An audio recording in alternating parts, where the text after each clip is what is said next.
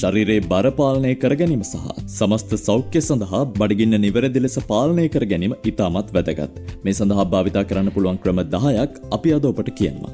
අංක 1. ප්‍රෝටීන් වැඩිපුර ආහාරයට ගැනීම. කාබෝහයිඩ්‍රේට් සහ මේද වලට වඩා ප්‍රෝටීන් ජීර්ණය වීමට වැඩි කාලයක් ගතවන නිසා එය ඔබගේ බඩ පිරලා තියෙන කාලය වැඩි කරනවා. අංක 2. තන්තු ආහාර වලට ප්‍රමුඛතාවය දෙන්න.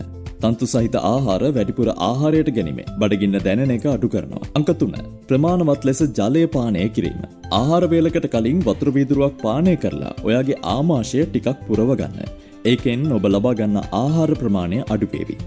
අංක 4. සෞඛ්‍ය සම්පන්න මේද ආහාරයට එක් කර ගැනීම.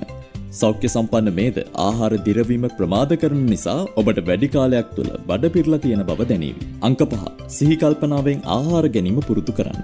සෙමින් සහ සිහි කල්පනාවෙන් ආහාර ගැනීම කුසකින්න සහ මොළය මගින් ලබා දෙන පූර්ණත්වයේ සංඥාවන් හඳුනා ගැනීමට උපකාරී වන නිසා එය වැඩිපුර ආහාර ගන්න එක වළක්වනවා. අංක 6. ප්‍රමාණවත් නිින්දක් ලබා ගැනීම. ප්‍රමාණවත් නිින්දක් ආහාර රුචිය පාලනය කරන හෝමෝන නියාමනය කිරීමට උපකාරී වෙනවා. එමගින් ඔබට බඩගින්න දැනෙන එක අඩු කරයි. අංක 8. කුඩා ප්‍රමාණයේ නිතර ආහාර ගන්න.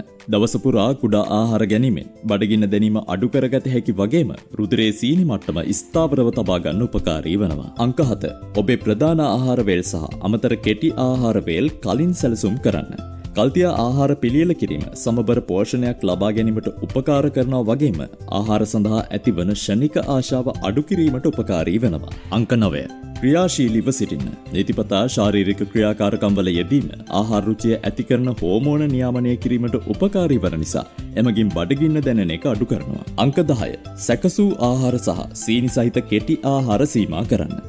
සැකසූ ආහාරවල බොහෝ විට ඉහළ සීනි මට්ටම් අඩංගු වන අතර එමගින් රුධිරයේ සීනි මට්ටම වේගයෙන් ඉහළ යාමට සහ පහත වැටීමට හේතු වන නිසා එමගින් බඩගින්න වැඩි කරනවා. මෙම සෞඛ්‍ය සම්පන්න ආහාර පුරුදු සියල්ලම ශරීර බර කළමනාකරණයට සහාය වන බව ඒ සම්බන්ධයෙන් සිදු කර ඇති අධ්‍යයන වලින් තහවුරු කරගෙන තිබෙනවා. ඔබත් මෙම උපක්‍රම ඔබේ එදිනෙදා දිනචර්යාවට එක් කර ගැනීමෙන් බඩගින්න නිවැරදි හා සාර්ථක ලෙස පාලනය කරගන්න. සුබ දවසක්.